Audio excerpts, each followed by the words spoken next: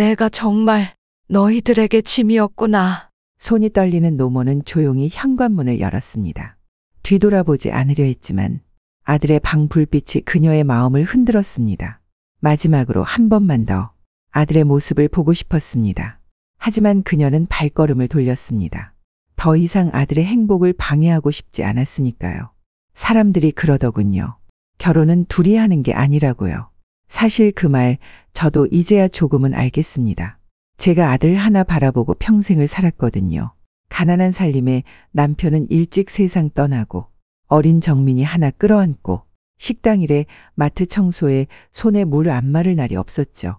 그래도 아들 하나 때문에 울고 웃고 그게 제 삶이었어요. 그런 아들이 결혼을 했습니다. 눈물 나게 기쁘더군요. 아, 이제 이 아이도 자기 가정을 이루는구나. 그런데요. 그때부터 제 삶이 조금씩 무너졌습니다.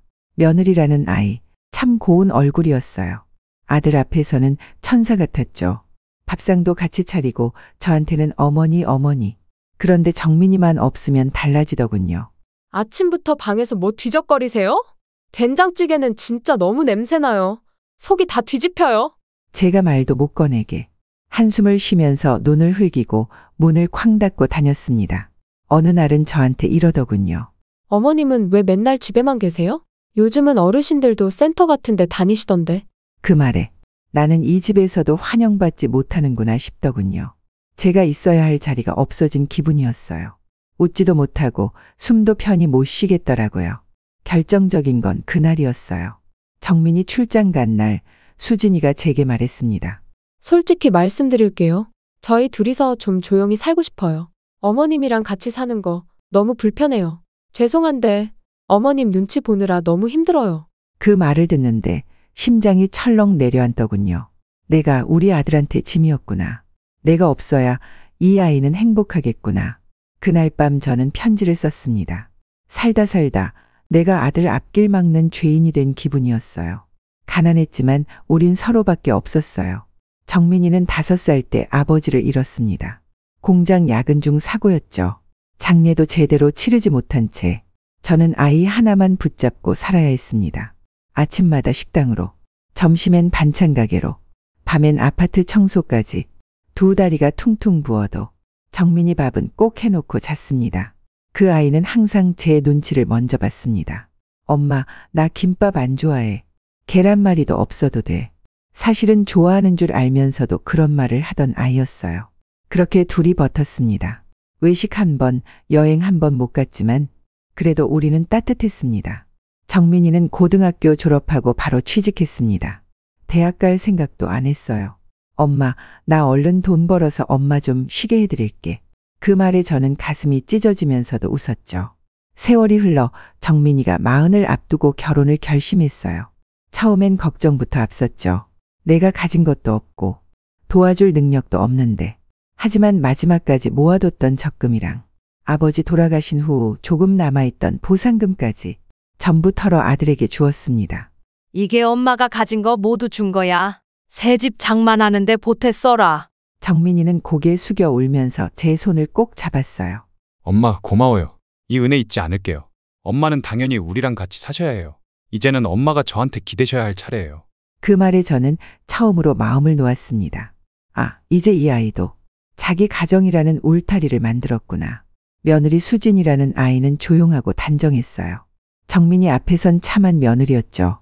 어머님, 김치찌개 정말 맛있어요. 집이 이렇게 따뜻한 느낌이 드는 건 처음이에요. 그렇게 새 식구가 시작되었지만 어딘가 묘한 기류가 느껴졌습니다. 정민이가 없을 때면 수진이의 표정은 얼음 같았어요. 제가 반찬을 내밀면 괜찮아요. 다이어트 중이라. 말 한마디 걸어도 죄송해요. 일 때문에 정신이 없어서요. 그럼에도 저는 요즘 애들 다 그렇지 하고 넘기려 했습니다. 하지만 어느 날이었죠. 수진이가 부엌에서 설거지를 하다 말고 돌연 저를 보며 말했습니다. 어머님은 혹시 요양원 같은 데는 어떠세요? 저는 얼어붙었죠. 그 아이는 웃으며 말을 이었습니다. 요즘엔 시설도 좋아졌대요. 사람들도 많고 오히려 적적하지 않다고 하더라고요.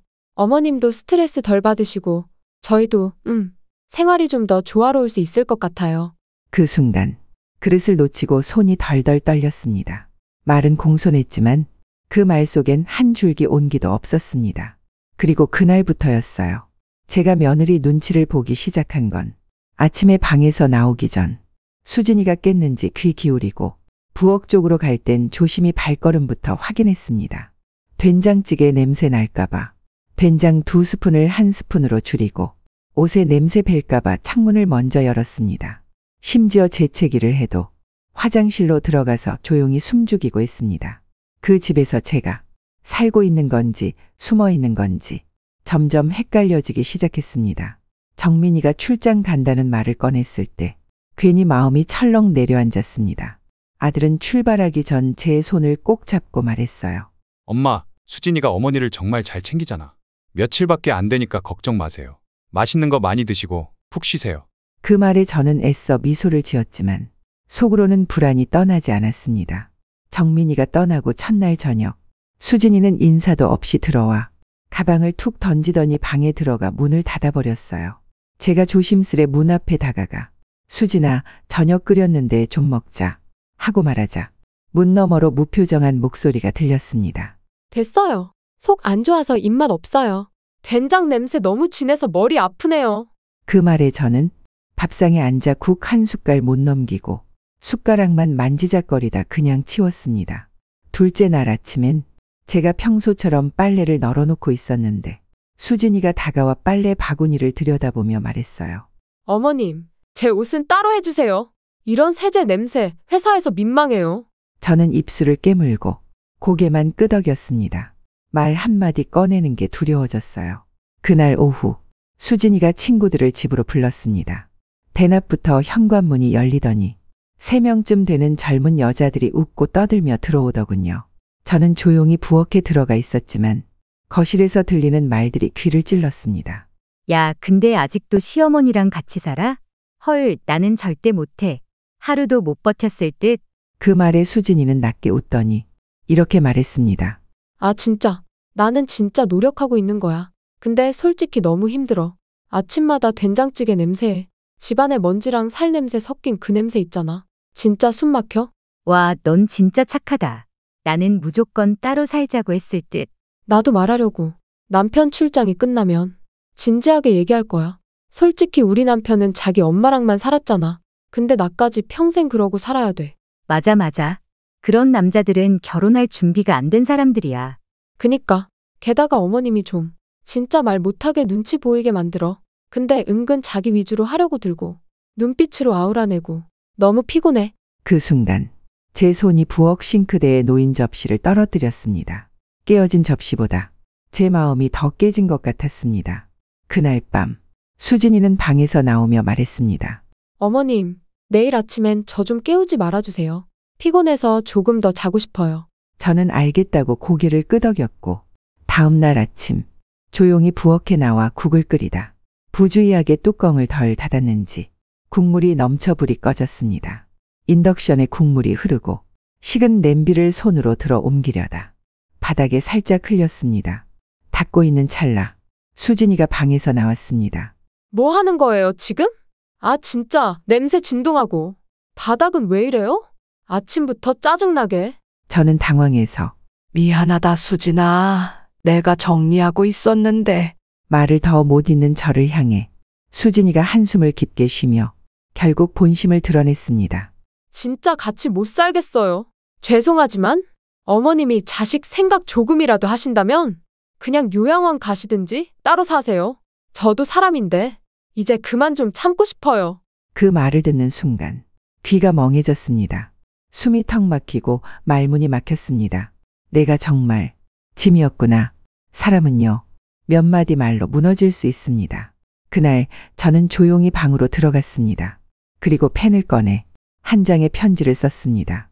정민아, 엄마는 너를 위해 살아왔고 앞으로는 너 없이도 잘 살아보려고 해. 그동안 같이 지내면서 엄마는 참 많은 사랑을 받았어. 그 사랑이면 엄마는 참으로 충분하다. 이제는 나도 조금은 조용히 내 삶을 돌아보는 시간이 필요할 것 같구나. 내가 무슨 잘못이 있어서 그런 게 아니라 엄마가 내 자리를 조금 늦게 찾은 것뿐이야. 내 얼굴을 보면서 매일 마음이 흔들릴까 봐. 미리 말하지 않고 이렇게 나와. 너무 놀라지 않았으면 좋겠다. 엄마는 어디서든 잘 살아갈 거야. 그러니까 너는 너의 가정을 지키고 너의 삶을 사랑하면서 살아줘. 세상 누구보다 엄마는 너를 믿는다. 그리고 지금도 너를 사랑해. 편지를 다 쓰고 저는 조용히 거실로 나왔습니다. 문 앞에 서서 슬리퍼를 벗고 맨발로 조심조심 현관문을 열었습니다. 그 누구도 깨우지 않게, 그 어떤 소리도 남기지 않게, 그렇게 저는 내 아들의 삶에서 조용히 사라지기로 결심했습니다. 그날 집을 나올 땐 다시 돌아오지 않을 생각이었습니다. 신발을 벗고 문을 조심스레 열고 소리 없이 바람처럼 빠져나왔습니다. 그 애가 자는 방 문틈으로 빛 한 줄이 흘렀습니다. 그걸 보고도 뒤돌아보지 않았습니다. 이 집에 더는 내가 있어선 안 된다고 생각했으니까요. 출장에서 돌아온 정민은 집안이 너무 조용한 게 이상했습니다. 밥 냄새도 안 나고 현관에는 신발이 그대로 있었고 부엌엔 아무것도 차려지지 않은 빈상이 있었습니다. 엄마, 아무 대답이 없었습니다. 정민은 곧장 어머니 방으로 들어갔고 그곳엔 침대 머리맡에 편지 한 장이 놓여 있었습니다. 편지를 읽는 순간 정민은 무너졌습니다. 혼자 목 놓아 울며 소리 없이 가슴을 쳤습니다. 그리고 곧장 수진에게 전화를 걸었습니다.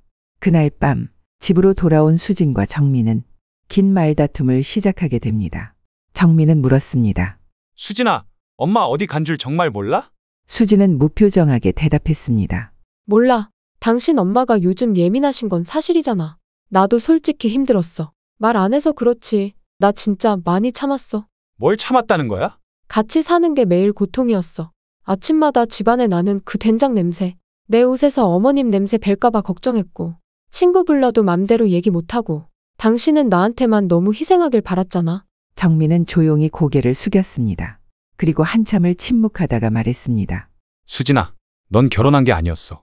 너한테는 가족이 없었나 보네.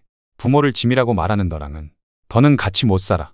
수진은 처음엔 당황했지만 결국 아무 말도 하지 않았습니다. 정민은 방 안으로 들어가 조용히 이혼 서류를 꺼내며 말했습니다. 넌 이제 네 삶을 살아. 난 내 엄마 지키고 살아야 돼. 정민은 어머니를 찾기 위해 갈 수 있는 모든 곳을 뒤졌습니다. 친척집, 노인복지센터, 오래된 단골 약국, 심지어는 어머니가 다니시던 교회까지. 하지만 어디에도 어머니는 보이지 않았습니다. 그렇게 시간이 흐르고 한 달 가까이 지난 어느 날 정민의 휴대폰에 한 통의 낯선 전화가 걸려왔습니다. 어머님이 한 쉼터 앞에서 쓰러진 채 발견되셨습니다. 지금 병원으로 옮겨졌고 큰 수술을 받으신 상태입니다. 나지막한 경찰의 목소리에 정민은 손에 쥔 전화기를 떨어뜨릴 뻔했습니다. 세상이 무너지는 것 같았습니다. 한 달 동안 아무 소식도 없던 엄마가 겨우 생사를 오가는 수술대 위에 계셨던 겁니다. 정민은 모든 걸 제쳐두고 병원으로 달려갔습니다. 병실 문을 열자 새하얀 얼굴로 누워있는 어머니가 눈에 들어왔습니다. 엄마, 저예요. 정민이. 눈을 감고 계시던 어머니는 희미하게 천천히 눈을 떴습니다. 정민은 눈물을 터뜨리며 말했습니다. 엄마, 수진이 때문에 힘드셨죠? 저 정말 죄송해요. 제가 미처 몰랐어요. 그래서 이혼했어요. 이제 다시는 엄마 혼자 두지 않을게요. 그 말을 듣고는 다시 눈을 감으셨죠. 3일째 되던 날 기적처럼 어머니가 눈을 떴습니다. 정민은 간호사의 호출에 뛰어들어갔습니다. 어머니는 산소 마스크를 쓴 채 희미하게 미소를 지었습니다. 정민아. 그 한마디에 정민은 어머니의 손을 잡고 주저앉았습니다. 엄마, 정말 죄송해요. 제가 몰라서, 제가 보살피지 못해서. 어머니는 천천히 손을 들어 정민의 얼굴을 쓰다듬었습니다. 말은 하지 못했지만 그 손길에 용서와 사랑이 담겨 있었습니다. 일주일 후 어머니는 일반 병실로 옮겨졌고 조금씩 회복되기 시작했습니다. 정민은 회사에 장기 휴가를 신청하고 계속해서 어머니 곁을 지켰습니다. 어느 날 어머니가 정민에게 물었습니다. 정민아, 수진이는? 정민은 잠시 망설이다가 솔직하게 말했습니다. 엄마, 저희 이혼했어요. 엄마를 그렇게 대한 사람과는 더 이상 살 수 없었어요. 어머니는 슬픈 표정으로 고개를 저었습니다. 정민아, 그러면 안 되는데. 그 애도 그냥 젊은 마음에 그랬을 거야. 엄마 때문에 내 가정이 깨지다니. 정민은 단호하게 말했습니다. 엄마, 이건 엄마 때문이 아니에요. 수진이가 가족의 의미를 몰랐던 거예요. 진짜 가족은 서로를 지키고 사랑하는 거잖아요. 어머니는 한동안 말이 없었습니다. 그리고 조용히 눈물을 흘리며 말했습니다. 정민아, 미안해. 엄마가 너무 약해서. 엄마, 절대 약하지 않아요. 엄마는 세상에서 제일 강한 사람이에요. 이제부터는 제가 엄마를 지킬게요. 며칠 후 어머니가 퇴원하셨고 정민은 어머니와 살 새로운 집을 구했습니다. 아파트가 아닌 작은 마당이 있는 단독주택이었습니다. 어머니가 좋아하는 꽃을 심을 수 있는 공간을 만들어주고 싶었기 때문입니다. 이사 첫날 정민은 어머니를 조심스레 부축해 새 집으로 들였습니다. 어머니는 마당을 보자 눈이 반짝였습니다. 정민아, 여기 정말 예쁘구나. 엄마, 여기서 우리 새로 시작해요. 엄마가 좋아하는 꽃도 심고 채소도 가꾸고. 그날부터 두 사람의 새로운 일상이 시작되었습니다. 정민은 재택근무를 신청해 집에서 일하면서 어머니를 돌봤습니다. 아침에는 함께 식사를 준비하고 점심에는 작은 산책을 다녀왔습니다. 특히 마당 가꾸기는 두 사람의 즐거운 취미가 되었습니다. 어머니는 예전에 심어보고 싶었던 국화를 심었고 정민은 어머니가 좋아하는 장미도 심었습니다. 엄마, 이 국화 피면 우리 꽃같이 봐요.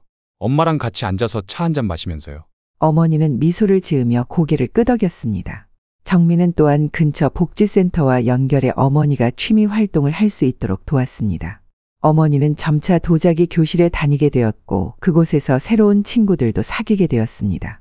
어느 가을날 마당에 심은 국화가 만개했습니다. 정민은 어머니와 함께 마루에 앉아 국화를 바라보며 따뜻한 차를 마셨습니다. 엄마, 행복하세요? 어머니는 잠시 생각하다가 말했습니다. 정민아, 엄마는 내가 곁에 있어서 행복해. 그런데 넌 어때? 혹시 수진이가 보고 싶진 않아? 정민은 고개를 저었습니다. 엄마, 저는 지금 이대로가 좋아요. 가족의 의미를 알게 되었거든요. 두 사람은 조용히 국화를 바라보며 웃었습니다. 그 순간 정민의 휴대폰이 울렸습니다. 발신자는 수진이었습니다. 정민은 망설이다가 전화를 받았습니다. 여보세요? 정민 씨, 저예요. 어머님 건강은 어떠세요? 정민은 잠시 말을 잊었습니다. 수진의 목소리가 진심으로 걱정하는 듯 했습니다. 잘 지내고 계셔. 지금은 많이 회복되셨고. 다행이네요. 저 한번 뵐 수 있을까요? 제가 많이 생각해봤어요. 정민은 어머니를 바라봤습니다. 어머니는 조용히 고개를 끄덕였습니다. 그래, 어머니께 사과하고 싶다면 만나자. 며칠 후 수진이 찾아왔습니다. 정민은 현관에서 그녀를 맞이했고 어색한 침묵 속에 그녀를 거실로 안내했습니다. 어머니는 차분한 표정으로 수진을 맞이했습니다. 어머님, 수진은 목이 메었습니다. 정말 죄송합니다. 제가 너무 이기적이었어요. 수진은 무릎을 꿇고 울기 시작했습니다. 어머니는 부드럽게 그녀의 어깨를 잡아 일으켰습니다. 일어나렴. 사람은 누구나 실수를 해. 중요한 건 깨닫는 거야. 수진은 눈물을 흘리며 말했습니다. 어머님, 제가 얼마나 어리석었는지 이제 알겠어요. 가족의 의미를 몰랐어요. 어머님이 정민 오빠를 위해 얼마나 희생하셨는지. 그런 어머님께 저런 말을 했다니. 어머니는 수진의 손을 잡아주었습니다. 수진아, 내가 그걸 깨달았다면 그걸로 충분해. 그 대화 후 정민과 어머니는 마당으로 나와 앉았습니다. 수진은 떠났고 석양이 마당의 국화들을 붉게 물들이고 있었습니다. 정민아, 어머니가 조심스럽게 말을 꺼냈습니다. 수진이가 정말 반성하는 것 같던데 한 번 더 기회를 줘보는 건 어떨까? 정민은 깊은 숨을 내쉬며 하늘을 올려다봤습니다. 엄마, 저도 수진이의 진심은 느꼈어요. 그리고 엄마를 위해 사과한 건 고마워요. 하지만 정민은 잠시 말을 멈추고 어머니의 손을 잡았습니다. 한 번 깨진 신뢰는 쉽게 회복되지 않아요. 수진이는 가족의 의미를 이제야 깨달았지만 저는 그 상처가 아직 아물지 않았어요. 어머니는 아들의 얼굴을 살폈습니다. 그래도 시간이 지나면 정민은 미소를 지으며 고개를 저었습니다. 엄마, 저희는 이제 각자의 길을 가는 게 좋을 것 같아요. 수진이에게도 저에게도요. 용서는 했지만 다시 함께하는 건 다른 문제예요. 어머니는 한숨을 쉬었지만 아들의 결정을 존중하는 표정이었습니다. 내 마음을 존중한다. 하지만 미움은 오래 가져가지 말거라. 네, 엄마. 미움은 아니에요. 그저 각자 다른 길을 가는 거예요. 시간이 흘러 계절이 바뀌었습니다. 마당의 국화는 시들었다가 다시 피었고 어머니와 정민은 평화로운 일상을 이어갔습니다. 수지는 가끔 어머니에게 안부 전화를 드렸고 어머니의 생신에는 선물을 보내기도 했습니다. 어느 날 정민이 회사에서 승진했다는 소식을 들고 돌아왔습니다. 어머니는 기쁜 마음에 정성껏 식사를 준비했습니다.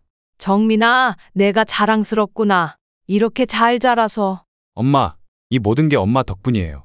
엄마가 없었다면 저는 지금 여기 없었을 거예요. 어머니는 감동에 눈물을 흘렸습니다. 나는 내가 행복하면 그걸로 충분해.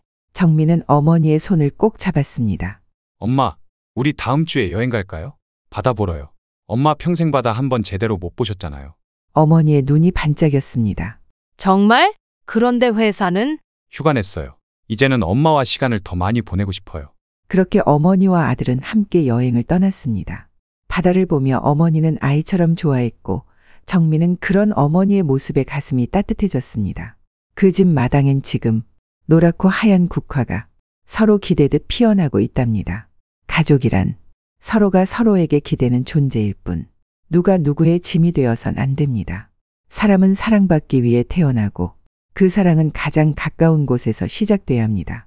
정민 씨 어머니처럼 때로는 말없이 조용히 자식의 행복을 위해 삶을 내려놓는 부모도 있습니다. 그리고 정민 씨처럼 그 마음을 놓치지 않고 끝까지 손잡아주는 자식도 있습니다. 가족의 형태는 달라도 진정한 가족은 서로를 지키고 서로의 행복을 바라는 마음에서 시작합니다. 때로는 용서하고 화해하는 것이 중요하지만 모든 관계가 원래대로 돌아갈 필요는 없습니다. 각자의 방식으로 행복을 찾을 수 있다면 그것이 진정한 용서의 의미일 것입니다. 어머니와 아들이 함께 바라보는 국화처럼 우리도 서로 의지하며 살아갑니다.